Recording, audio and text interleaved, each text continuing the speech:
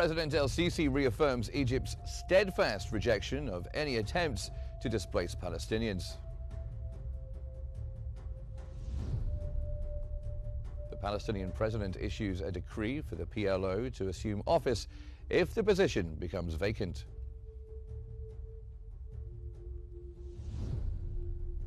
And intense clashes erupt between the Sudanese armed forces and the Rapid Support Forces in El Fasher.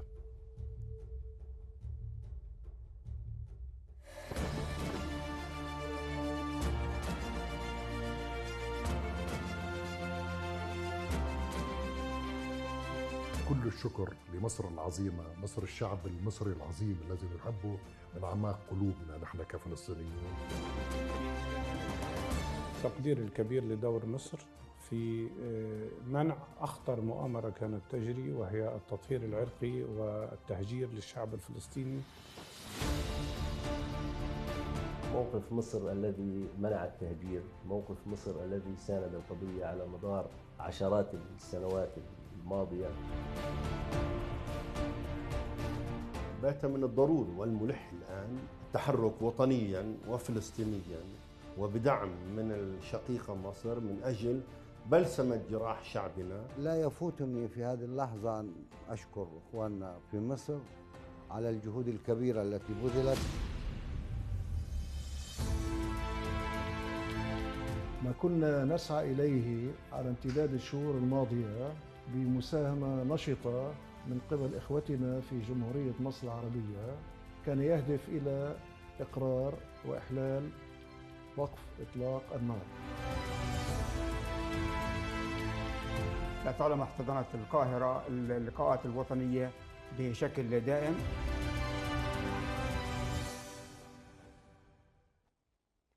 Good afternoon, hello there, welcome to Q News. It's 4 o'clock here in Cairo, I'm Mark Summers. Egypt's President Abdel Fattah el-Sisi has reaffirmed Egypt's steadfast rejection of any attempts to displace Palestinians from Gaza, stressing confidence in Egypt's ability to end the crisis and alleviate the suffering of the Palestinians. He underscored that Egypt's stance and the Sharm el-Sheikh agreement reflect the justice of the Palestinian cause. President el-Sisi emphasized that Egypt has neither wronged nor encroached upon anyone's rights, highlighting that true victory stems primarily from the strength and unity of the people. For a nation that refuses defeat is destined to prevail. Egypt's president has expressed gratitude for ending the Gaza war after 2 years of suffering, highlighting Egypt's decisive and principled stance against displacement.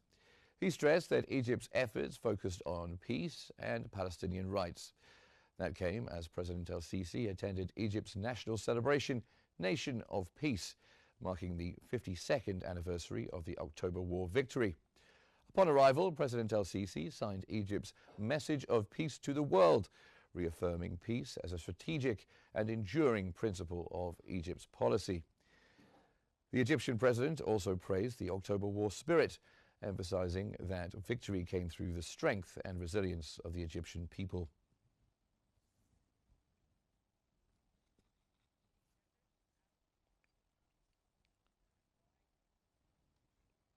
Meanwhile, Jordan's King Abdullah II has reaffirmed his country's unwavering support for the people of Gaza, pledging to continue sending humanitarian aid and medical assistance.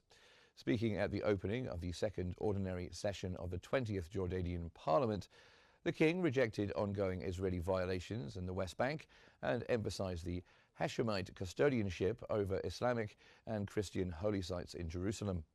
He highlighted Jordan's resilience amid regional and global crises, its progress in political and economic reforms, and the continued drive to modernize education, healthcare, and transport systems, stressing that Jordan remains strong and steadfast despite surrounding challenges.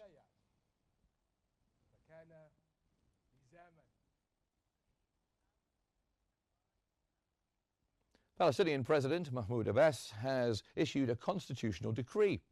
The decree assigns the deputy chairman of the Palestine Liberation Organization Executive Committee to assume the duties of the Palestinian Authority president in case of vacancy. Earlier, the Fatah movement has affirmed that the statements issued by several Palestinian factions after their meeting in Cairo underscore that the true guarantor of any unified Palestinian vision is the Palestinian Liberation Organization and the State of Palestine.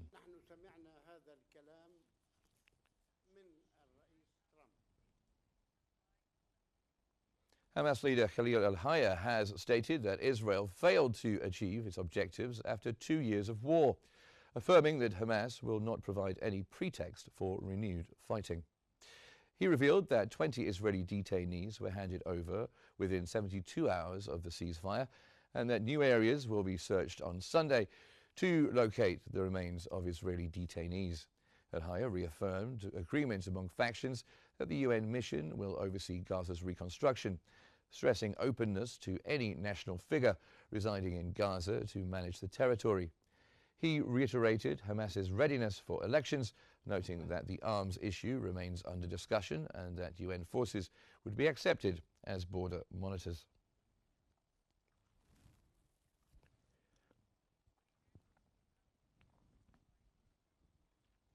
U.S. Secretary of State Marco Rubio has announced that Washington is seeking input on a potential UN resolution or international agreement to authorize a multinational peacekeeping force in Gaza. The proposal is expected to be discussed in Qatar today. Rubio has explained that several nations interested in contributing funds or personnel will require such authorization due to their domestic legal frameworks. Rubio told reporters aboard his flight between Israel and Qatar before heading to Asia that they have a whole team working on that outline. We've never seen this sort of international cohesion behind something, so we have to be pursuing those opportunities with a really great historic. Israeli Prime Minister Benjamin Netanyahu has declared that Israel does not seek permission from any party to launch strikes in Gaza. Speaking at a cabinet meeting, he stressed that his country alone determines its security policy and which international forces it deems acceptable. Netanyahu said Israel will continue to act independently and respond to any threats, as seen in Lebanon and Gaza. He added that this approach has been acknowledged and accepted by the United States, according to recent statements from senior American officials.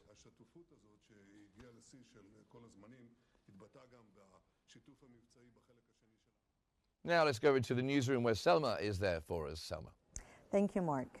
And for further analysis, we are joined from Cairo by El Ahram Managing Editor, Mr. Mohammed Azzeddine. Welcome, sir, to Q News. Sir, how do you view Trump's statements regarding Gaza, the ceasefire agreement, and the deployment of the forces in the Gaza Strip? Hello, and thank you for having me on Q News. Of course, Trump's statements have a positive side here, which is insisting on upholding the agreement that was done in Sharm el-Sheikh, brokered by the U.S. and with Egypt, Qatar, and Turkey being mediators, and in addition to other countries from all over the world. And so this shows that Trump is serious about upholding the agreement and what was agreed upon, and now his administration are having lots of measures like having a civilian military and other measures as well to pressure Israel to implement what was agreed upon, like delivering aid with no hindering, and in addition to preventing any breach to the ceasefire. And so we see here that this is reflected on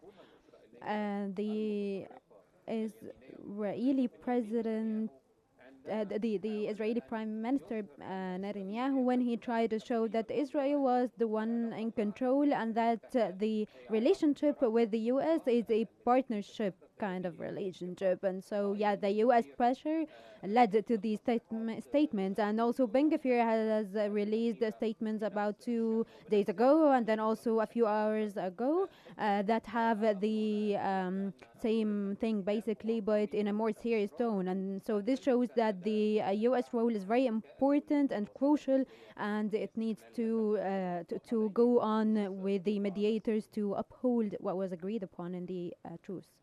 Mr. Izzeddin, do you think Netanyahu could actually reignite the war in Gaza?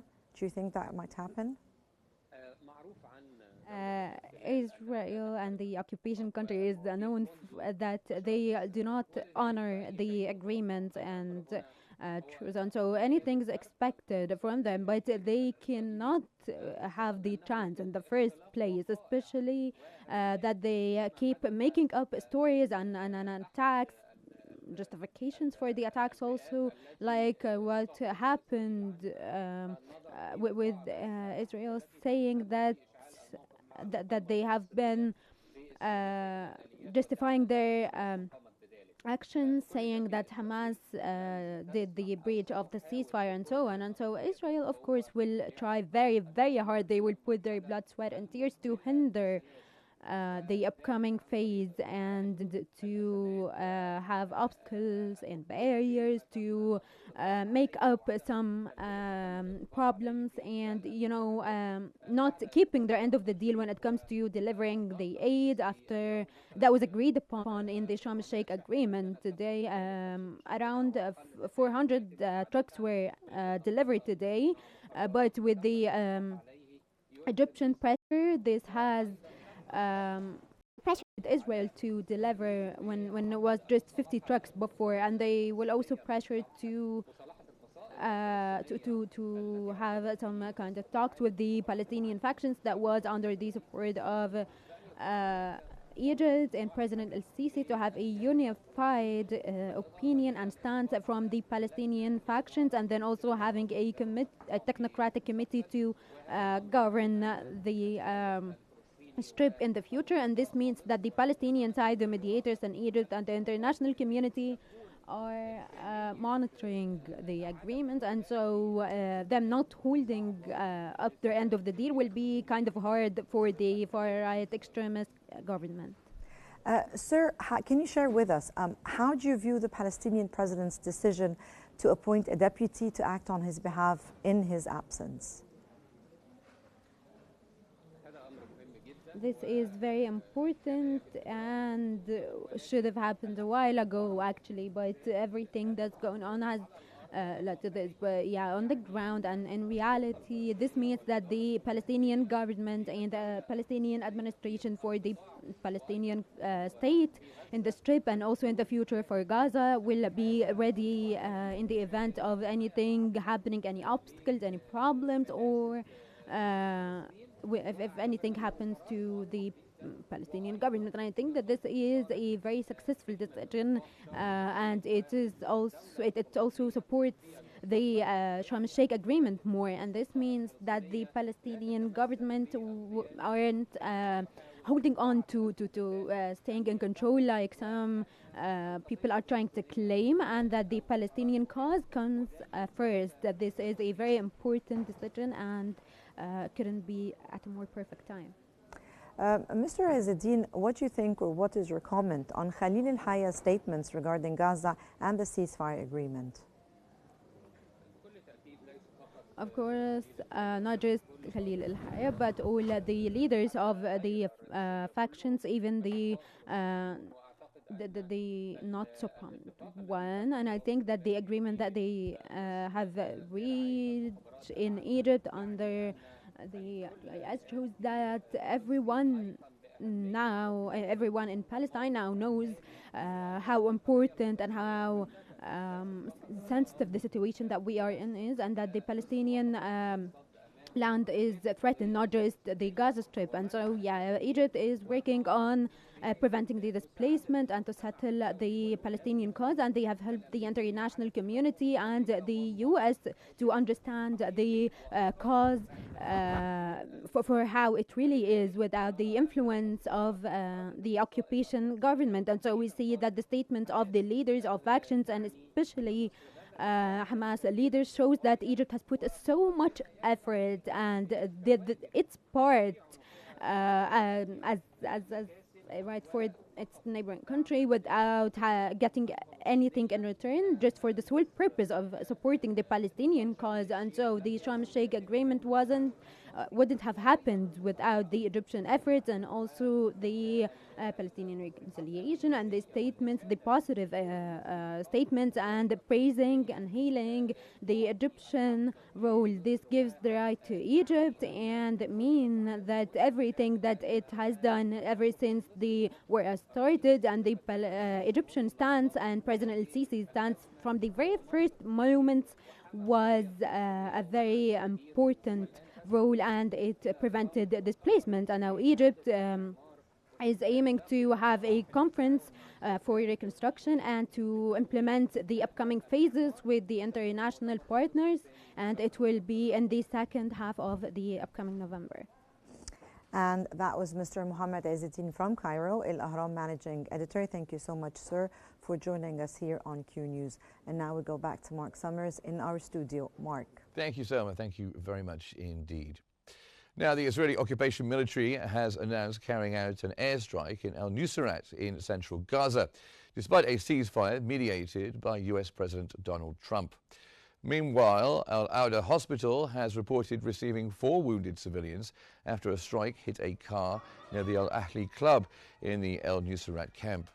That came as the Israeli occupation military has reaffirmed it would continue operations in Gaza to remove any immediate threat to its forces.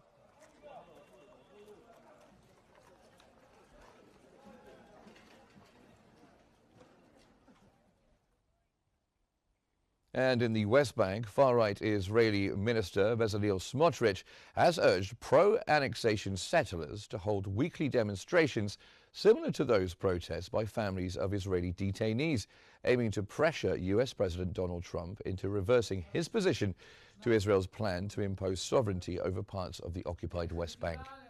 That came as President Trump recently reiterated his firm rejection of any annexation move, following the Knesset's preliminary approval of a bill authorizing it, warning Israel that pursuing expansionist policies could jeopardize U.S. support. Smotrich, however, has earlier expressed confidence that the American president would eventually change his stance on the annexation issue.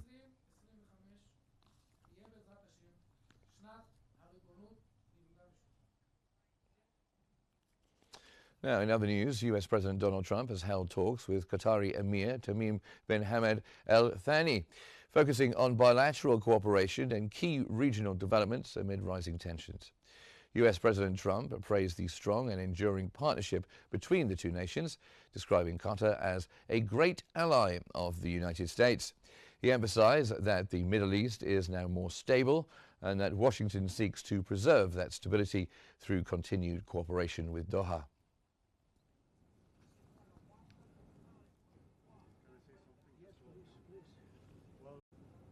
I'm starting because you're in my country. I want to welcome you, Mr. President. And in Iran, the Iranian parliament speaker has dismissed European efforts to reinstate sanctions on Tehran, calling them lacking any legal basis.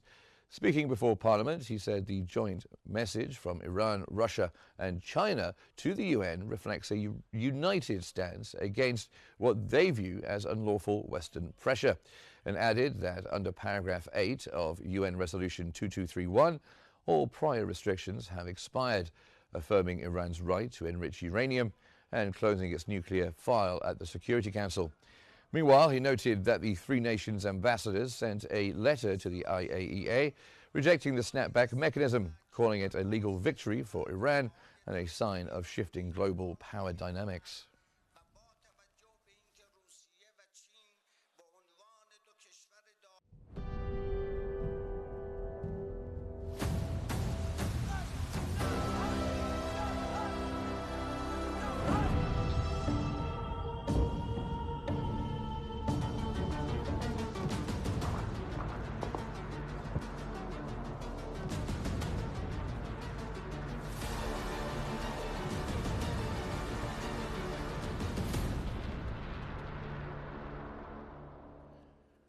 Now to Sudan, and media outlets reported intense clashes between the Sudanese armed forces and the rapid support forces in the city of El Fasher. According to the reports, the Sudanese army is confronting RSF fighters who infiltrated the city. The sources added that the Sudanese army is targeting RSF positions from all directions in El Fasher.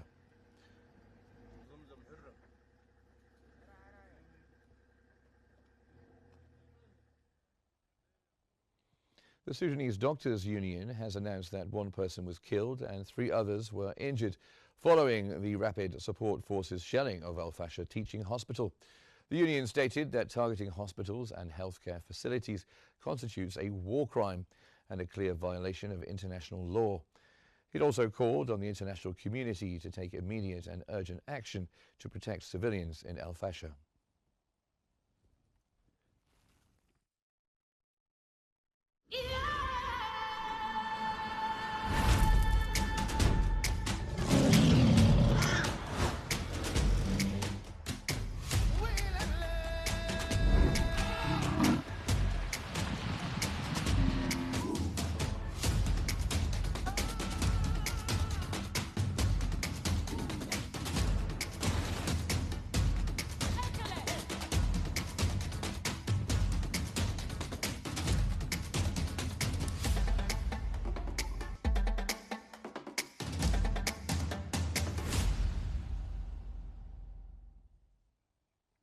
Togo has become the first African country to roll out the malaria vaccine nationwide, marking a major step in the continent's battle against the disease.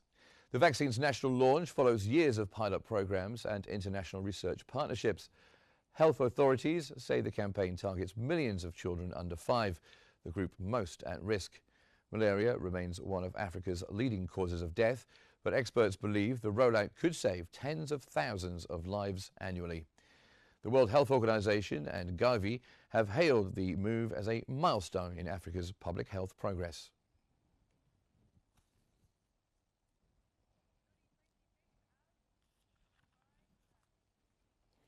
Wind farms in South Africa's Western Cape say new measures to protect birds from turbine collisions are proving effective. Across South Africa, an estimated 6,000 birds die each year after flying into wind turbines. At the Excelsior Wind Farm, operators have introduced a shutdown-on-demand system that temporarily halts turbines when vulnerable species are detected nearby. The program prioritizes 6 key species, including the Cape vulture and the endangered black harrier. Environmental experts say the initiative could set a new standard for balancing renewable energy expansion with wildlife protection.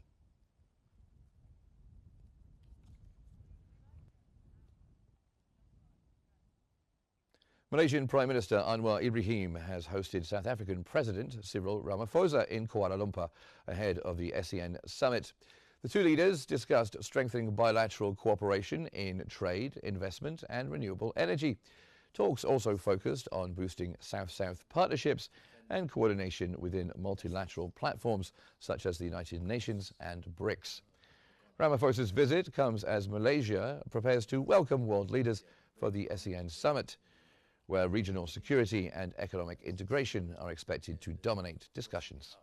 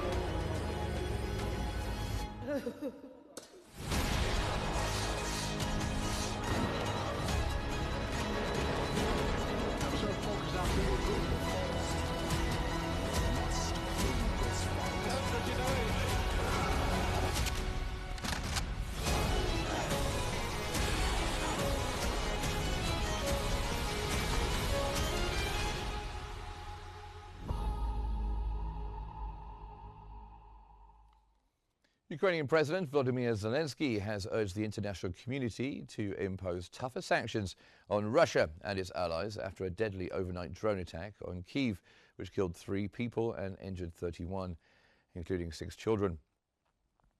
The strike destroyed 2 residential towers and triggered fires after debris hit a 9-story building in the northeastern part of Kyiv. Kyiv's mayor said 7 of the wounded were hospitalized.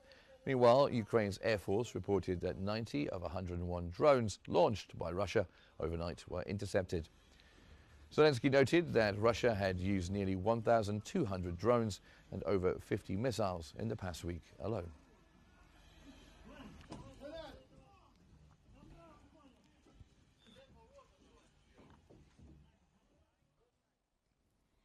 The Kremlin has warned that Russia would deliver an overwhelming response to any strikes deep inside its territory, echoing President Putin's earlier remarks. Kremlin spokesperson Dmitry Peskov said Russia's armed forces are fully prepared to retaliate with force if strikes occur deep inside the country. He reiterated President Putin's warning that Moscow will not bow to US or foreign pressure, and Putin recently confirmed the completion of tests for the nuclear-powered Burevestnik cruise missile and ordered the military to move toward its deployment, signaling greater strategic readiness.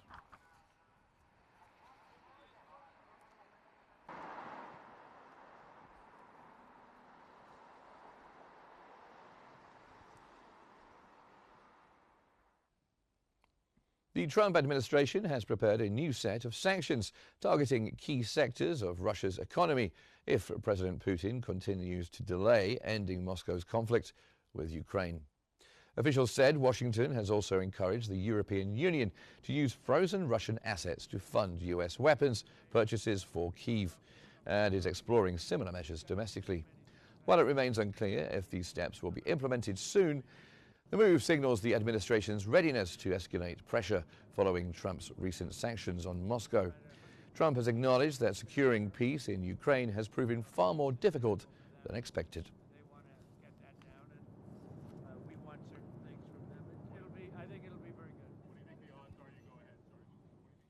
And President Trump was seen performing his famous dance upon arriving in Malaysia to take part in the ASEAN summit.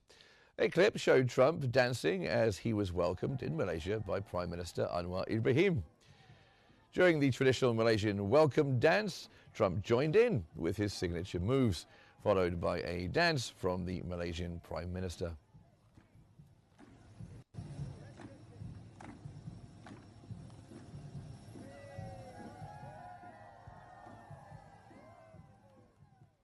As the government shutdown in the United States drags on, tensions between Republicans and Democrats have deepened, sparking fears that President Trump is tightening his grip over federal spending.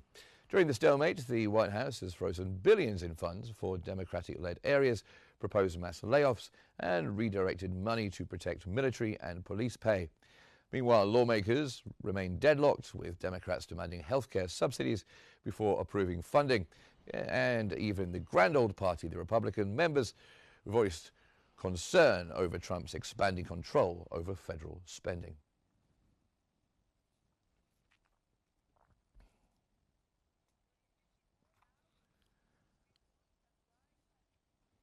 And 2 suspects have been arrested in connection with last Sunday's audacious $102 million jewelry heist at the Louvre Museum in Paris.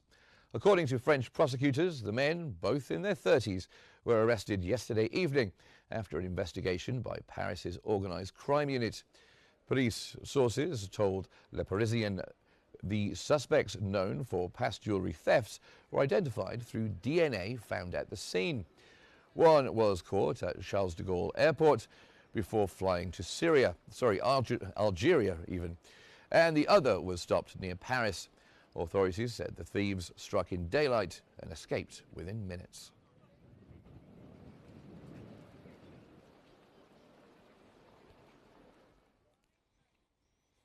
Around 60 countries signed a landmark UN cybercrime convention in Hanoi, aiming to tighten global cooperation against offences costing trillions. The treaty will enter into force once 40 nations ratify it. At a ceremony in Vietnam's capital, UN Secretary-General Antonio Guterres hailed the UN Cybercrime Convention as a powerful, legally binding tool to strengthen collective defences. The accord targets crimes from phishing and ransomware to online trafficking and hate speech, and is designed to streamline cross-border cooperation and evidence sharing. Rights groups and major tech firms have warned the text could enable surveillance and curb free expression if safeguards are weak. Concerns the UN says are addressed. The treaty takes effect 90 days after the 40th ratification. More than 60 states signed at the launch.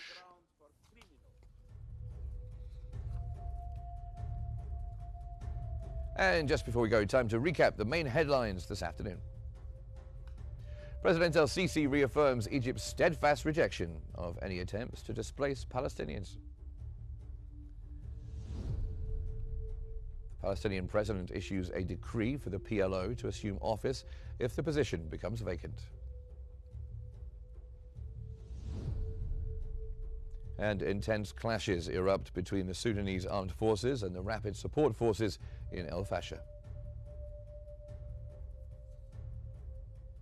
For more stories and live updates, follow Q News on YouTube, Facebook, X, Instagram and TikTok at QNewsEGY. Thanks for watching this afternoon and stay tuned for more here on Q News. In Depth is next.